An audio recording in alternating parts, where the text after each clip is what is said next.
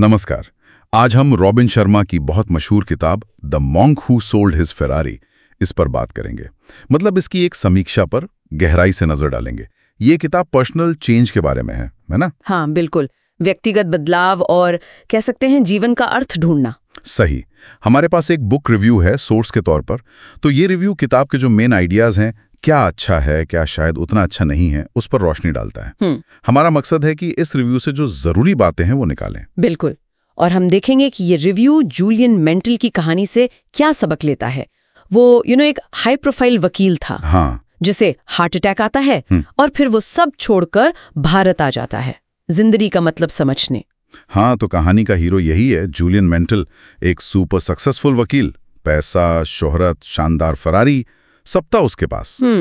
लेकिन फिर वो हेल्थ क्राइसिस, दिल का दौरा, और उसके बाद उसने सब बेच दिया, फरारी भी, और निकल पड़ा हिमालय, शांति की तलाश में। और दिलचस्प बात यह है, जैसा रिव्यू में भी बताया गया है, कि वो सिर्फ मन की शांति लेकर नहीं लौटता।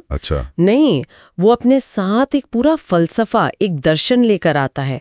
पुरानी जो विजडम है उस पर आधारित प्रैक्टिकल लाइफ लेसन्स, और ये सब एक कहानी के रूप में। हाँ, ये कहानी वाला अंदाज शायद इसकी खासियत है। रिव्यू भी यही कहता है। बिल्कुल, रिव्यू इसी बात पर जोर देता है कि कहानी कहने का तरीका इसे मजबूत बनाता है। अच्छा, तो इस रिव्यू के हिसाब से किताब में मुख्य तौर पर कह सकते हैं 4 थीम्स हैं।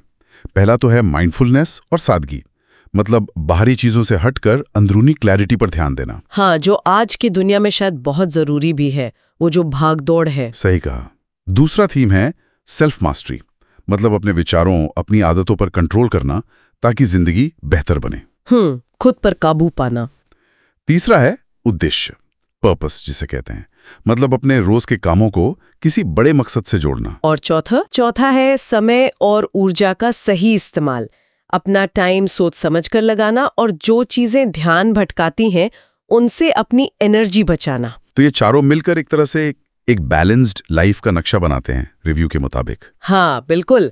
अब अगर देखें कि रिव्यू में किताब की क्या तारीफ की गई है, तो सबसे पहले तो वही कहानी वाला फॉर्मेट। हाँ। इसकी वजह से जो थोड़े मुश्किल कॉन्सेप्ट्स भी हैं वो याद रखने में आसान हो जाते हैं। ये तो है। और रिव्यू ये भी कहता है कि इसमें कुछ प्रैक्टिकल तकनीकें भी हैं जिनको पढ़ने वाले ट्राई कर सकते हैं। जैसे वो गुलाब का दिल वाली कोई टेक्निक है, शायद मन शांत करने के लिए, और उज्जवल जीवन के 10 अनुष्ठान। अच्छा, 10 रिचुअल्स। हाँ, ये शायद अच्छी आदतें बनाने के बारे में होंगे। हो सकता है। और भाषा भी सिंपल है, ये भी रिव्यू कहता है, आसानी से समझ आने वाली। लेकिन दूसरी तरफ रिव्यू कुछ कमजोरियों की तरफ भी इशारा करता है। जैसे कुछ लोगों को लग सकता है कि संदेश थोड़ा रिपीट हो रहा है। अच्छा, दोहराव वाला। हाँ, या फिर शायद थोड़ा ज्यादा ही सरल बना दिया गया है, मतलब सबको शायद उतनी गहराई ना मिले इसमें। हाँ, ये भी पॉइंट है। और जूलियन का जो बदलाव दिखाया है वो है तो इंस्पायरिंग, पर रिव्यू के हिसाब से कुछ को ये थोड़ा अनरियल लग सकता है। कि असल जिंदगी में ऐसा होता है क्या? हाँ, कुछ वैसा। और जो लोग मतलब ईस्टर्न फिलॉसफी की बहुत गहरी समझ चाहते हैं, उन्हें ये किताब शायद थोड़ी सतही लगे, ऐसा रिव्यू का मानना है। तो फिर सवाल ये है कि रिव्यू के मुताबिक ये किताब है किसके लिए, कौन पढ़े इसे? रिव्यू कहता है कि ये उन लोगों के लिए परफेक्ट है जो सेल्फ हेल्प या स्पिरिचुअल ग्रोथ में नए हैं, अभी शुरुआत कर रहे हैं। अच्छा। या फिर वो लोग जो आजकल के मटेरियलिज्म से या करियर के प्रेशर से थक गए हैं, थोड़ा ब्रेक चाहते हैं। हाँ, जो उस दौड़ से थोड़ा अलग हटके सोचना चाहते हैं। बिल्कुल। और उनके लिए भी जिन्हें वो भारी भरकम थ्योरी वाली किताबें नहीं, बल्कि कहानियों के जरिए सीखना पसंद है, मोटिवेशनल कहानियां।